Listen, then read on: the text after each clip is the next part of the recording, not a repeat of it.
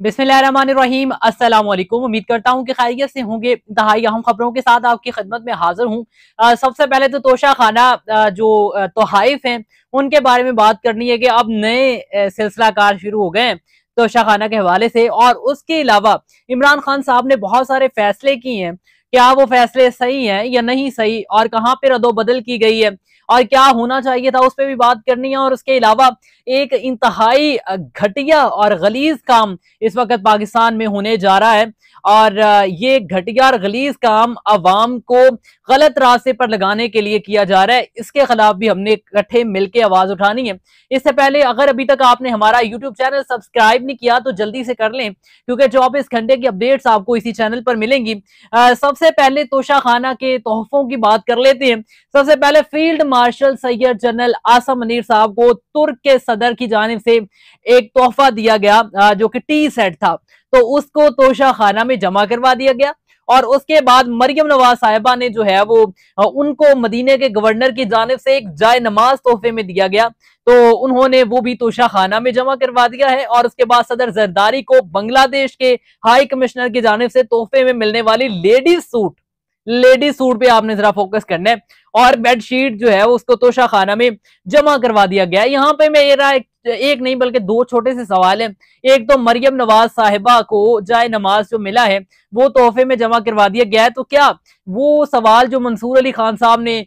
BMW और जो Mercedes गाड़ियों के हवाले से पूछा था, क्या उसका कोई हतमी जवाब है? अगर जवाब है तो वो जरूर देना पड़ेगा। क्या वो ली गई थी गाड़ियां या नहीं ली गई थी, वो अभी तक कंफर्म नहीं हो सका हमें, क्योंकि जो सवाल है वो तो यही बता रहा था कि ये ली गई, लेकिन जो जवाब था वो ये बता रहा है कि कुछ तो गड़बड़ है। और उसके अलावा सदर जरदारी साहब को लेडीज सूट देने का क्या मतलब था? मतलब अगर कोई तोहफा देना है तो बंदों वाला मर्दों वाला होना चाहिए, यानी कि जरदारी साहब का और औरतों के कपड़ों का क्या सीन है, ये मुझे खास खैर समझ नहीं आई। और उसके अलावा चलें, खैर इतना तो हो गया कि ये जब से ये मामला शुरू हुआ तोशा खाना वाला, एक दूसरे पे इल्जामात शुरू हुए कि इसने लिए हैं तोहफे, इसने ये सब कुछ किया, इससे फायदा अवाम को ये हो गया कि जो इनको अब तोहफे मिलते हैं ये बाकायदा तौर पे उनको दिखाते हैं कि भाई ये तोहफे हमने, इनका रिकॉर्ड जो है वो आपके सामने रख दिया, ये हमने जमा करवा दिए तोशा खाना में। चलो खैर, पहले तो ये भी नहीं पता चलता था कौन कौन से तोहफे आए और कहाँ गए और कैसे गए। खैर अब ये तोहफे जो हैं ये जमा करवाए जाते हैं और इसका रिकॉर्ड भी अवाम के सामने आ जाता है। और लेकिन लेडीज सूट अभी तक सोच रहा हूं मैं कि क्यों दिया गया है। और उसके अलावा इमरान खान साहब ने बहुत सारे फैसले किए हैं। एक तो सबसे बड़ा फैसला ये कि पहले अली अमीन गंडापुर साहब को ये कहा गया कि आप अफगानिस्तान जाएंगे वफद लेकर, जिस पर अली अमीन गंडापुर का जवाब भी आ गया था कि मेरा पासपोर्ट ब्लॉक है, तो वो उस पर भी सवालात उठे कि आखिर ऐसा कैसे हो सकता है कि वज़ीर आला का पासपोर्ट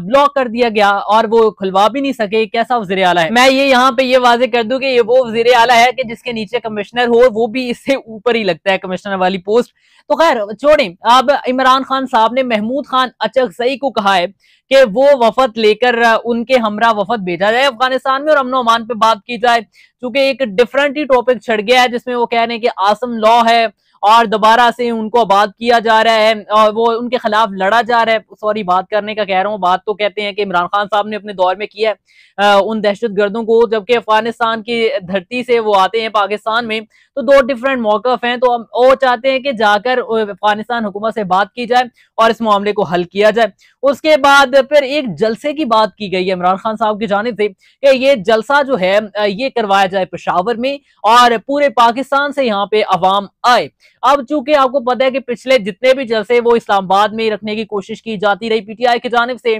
जो कि कामयाब नहीं हो सके और एहतजाज के लिए आते रहे तो कामयाब नहीं हो सके। तो 26 नवंबर वाला वाकया भी आपके सामने है कि वो एहतजाज किया गया। अब पेशावर में जलसा रखने जा रहे हैं। अब सवाल यहाँ पे ये उठता है कि क्या पेशावर में, जो कि अली अमीन गंडापुर के नीचे आता है, क्या वहां पर अवाम इकट्ठी कर सकते हैं? क्या वहां पर अवाम निकलेगी? अब ये पता चलना है यहाँ पे कि इन एक्चुअल और रियलिटी क्या PTI की अवाम PTI से थक चुकी है या अवाम अभी भी PTI के साथ वैसे ही खड़ी है जैसे कि जब इमरान खान बाहर होते थे और तब वो मामला जलसे जुलूसों वाले और एहतजाज वाले बनते थे, अवाम निकलती थी। अब घर भी इनका है और अवाम भी इनकी अपनी होनी है। अब देखते हैं कि ये पूरा घर भर सकते हैं उस अवाम से या वो घर खाली रहेगा। और आपको पता है कि अली अमीन ने तो ये भी कह दिया कि आप दो दो तीन तीन दिन पहले आए और आप किसी घर का दरवाजा नॉक करेंगे, जज्बाती है ना, बात कर जाते हैं, कहते हैं कि आप किसी भी घर का दरवाजा नॉक करेंगे तो वहां पर आप बताएंगे हम इमरान खान के जलसे के लिए आए, तो वो अपना खुले दिल के साथ आपका इस्तकबाल करेंगे और आपको वहां पे अपने घरों में रखेंगे, कोई पाबंदी नहीं होगी। चले ठीक है जी, ये वाजे कर दिया उन्होंने, कोई पाबंदी नहीं होगी, लेकिन इस जलसे में हमने देखना है कि क्या अवाम भर सकते हैं और क्या ये जलसा उसी तारीख को जिस दिन कह रहे हैं 27 को, क्या उसी तारीख को ये जलसा करवा होता है और क्या सारी लीडरशिप वहां पे मौजूद होती है, या कोई ये भी कहता है कि मुझे वो स्टेज पे जगह नहीं मिली इसलिए मैं नहीं जा सकता, पुरानी थोड़ी सी बात कर रहा हूं। और उसके बाद उन्होंने कहा कि मेरा सिविल नहीं मिलिट्री ट्रायल हो रहा है, निजाम कर्नल चला रहा है जो आसम मनीर से हदायत लेता है, यह आसम लॉ है। अली अमीन ने तकरीर में भी आपको पता है कि जनरल आसम मनीर साहब को आकर कह दिया कि आप अब जब चूंकि बात आप पे सवालात उठ रहे हैं तो आप खुद आकर सामने जवाब दे। ये मामला भी आपने सुना। आज फिर अली अमीन गंडापुर साहब अडियाला जेल का रुक कर बैठे हैं और एमपीएस और एमएनएस भी उनके साथ है, देखते हैं कि वो पहुंचते हैं और क्या ये उनकी मुलाकात कामयाब हो सकती है, या फिर वो हम ये समझे कि ये भी पिछली गली का रास्ता था बिल्ली वाला, कि वो चूहे बिल्ली वाला खेल चल रहा है, अभी भी क्या वो चल रहा है या फिर ये चेंज हो चुका है। और उसके बाद उन्होंने कहा कि कोई डील, इमरान खान साहब कहते हैं कि कोई डील किए बगैर अदालतों से इंसाफ लेकर बाहर आऊंगा।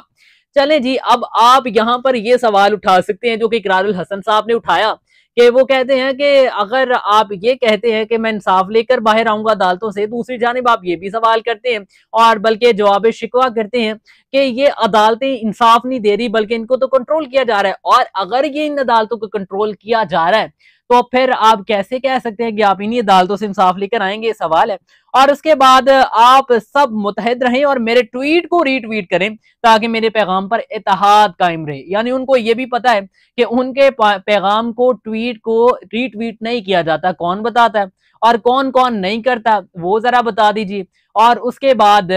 बहुत सारे रहनुमा, बड़े बड़े नाम हैं जो कि इमरान खान के ट्वीट को रीट्वीट नहीं करते, जिस पर बहुत सारे सहाफी जो इमरान रियाज खान वो तो सारे फहरिस्त हैं, वो बात करते हैं बार बार के इनके पैगाम को रीट्वीट नहीं किया जाता ट्विटर पे। और उसके बाद ये जो आप कह रहे हैं कि मुत्तहिद या इत्तेहाद कायम रहे, उनको भी पता है कि इत्तेहाद टूट चुका है, बिखर चुकी है पार्टी। वो अली अमीन गंडापुर ने भी बात कर दी, वो दीगर साथी भी बात करते हैं पीटीआई के कि भाई ये इत्तेहाद अब नहीं रहा। क्यों नहीं रहा, ये भी बड़ा सवाल है भाई, क्यों नहीं रहा? आखिर ये इत्तेहाद जो छोड़ के गया इमरान खान, वो इत्तेहाद क्यों कायम नहीं रह पा रहा? ये क्यों अंदरूनी तौर पे ये मामला चल रहे हैं कि एक दूसरे से दूर होता है, दूसरा तीसरे से दूर हो रहा है और इस तरह से पार्टी को तकसीम किया जा रहा है। ये कौन कर रहा है, क्यों हो रहा है, ये भी सवालात हैं। तो खैर देखते हैं कि अब महमूद खान अचकजई साहब जो हैं वो जाते हैं तो उसका क्या रद्द-ए-अमल आता है और क्या उनको जाने भी दिया जाता है या नहीं जाने दिया जाता, और ये जो जलसा करवाने की बात की जा रही है वो कितना कामयाब हो पाता है।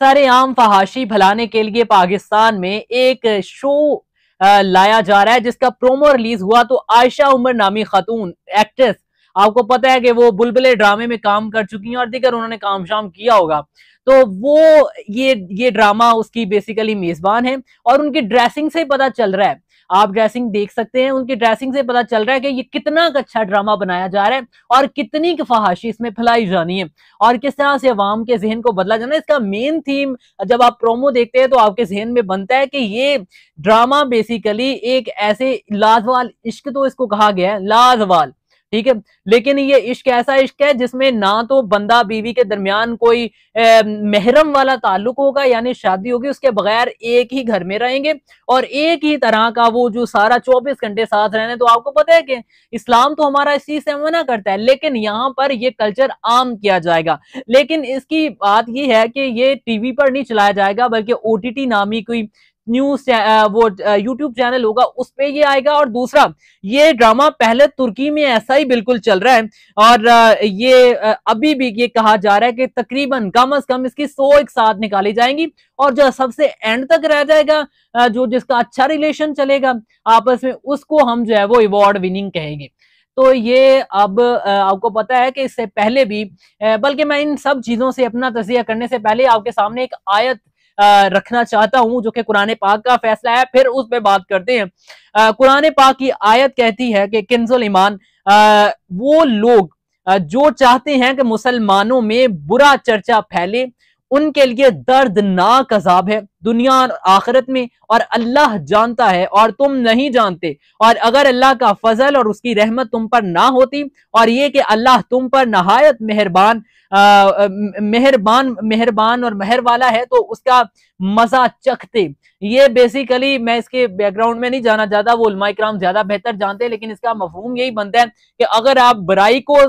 फहाशी को आप फैलाना चाहते हैं, तो दर्दनाक अजाब है आप लोगों के लिए। लेकिन यहाँ पे तो सेंसर बोर्ड कहाँ गया, यहाँ पे पैमरा कहाँ पे गया, यहाँ पे वजीर इतलात असमा बुखारी साहिबा कहाँ पे गई, यहाँ पे वफाकी वजीर इतलात तारिड़ साहब कहाँ पर गए। सवाल तो इन पर उठ रहे हैं कि ये प्रोमो शाये किया जाता है, उर्दू जबान में किया जाता है, पाकिस्तान में किया जाता है, पाकिस्तान के एक्टर एक्ट्रेसेस इसमें फहाशी फैला रहे हैं, और आप लोग इसको चलने दे रहे हैं। और ये कब तक चलेगा, ये क्यों चलेगा, बड़ा सवाल है। और ये आहिस्ता आहिस्ता हमारे मुआशरे को बिगाड़, अभी मैं नीतन याहू का एक इंटरव्यू सुन रहा था, वो कहते हैं कि जिसके पास मोबाइल है ना, समझो उसके पास इसराइल का एक टुकड़ा है।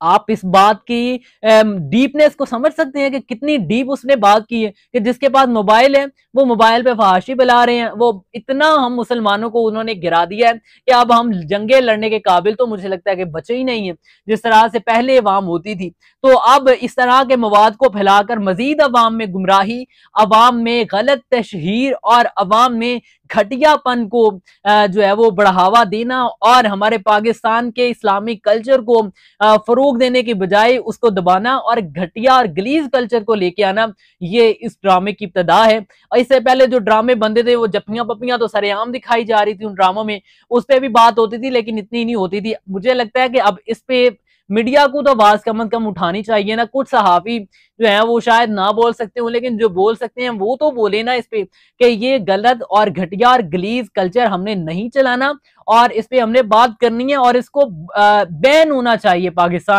पाकिस्तान में नहीं चलना चाहिए। बल्कि ये जो इसमें किरदार अदा कर रहे हैं,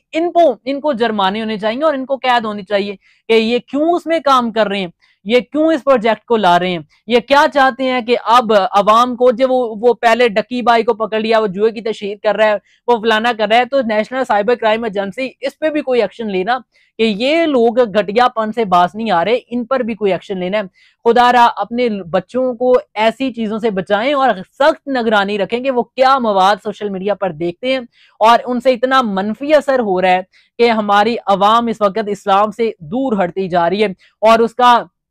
नतीजा आप ये देखेंगे कि जितनी बेहयाई, जितना कत्ल, जितनी वारदातें, जितनी दो नंबरियां, वो आम होती जानी है। मजीद अभी भी आम है, अभी भी आप रोजाना की बुनियाद पर देखते हैं किस तरह से वाशी फैल रही है, क्या क्या गलत चीजें हो रही है। कोई सरेआम जाती हुई हमारी माँ बहन बेटी को गलत हरकत करता है उसके साथ, खैर वो सीसीडी उसके मुकाबले में है, लेकिन हुकूमत पंजाब से ये अपील है कि ऐसे ड्रामों को जितनी जल्दी रोका जा सकता है, जितनी जल्दी इन पर बैन लगाया जा सकता है करें, वरना फिर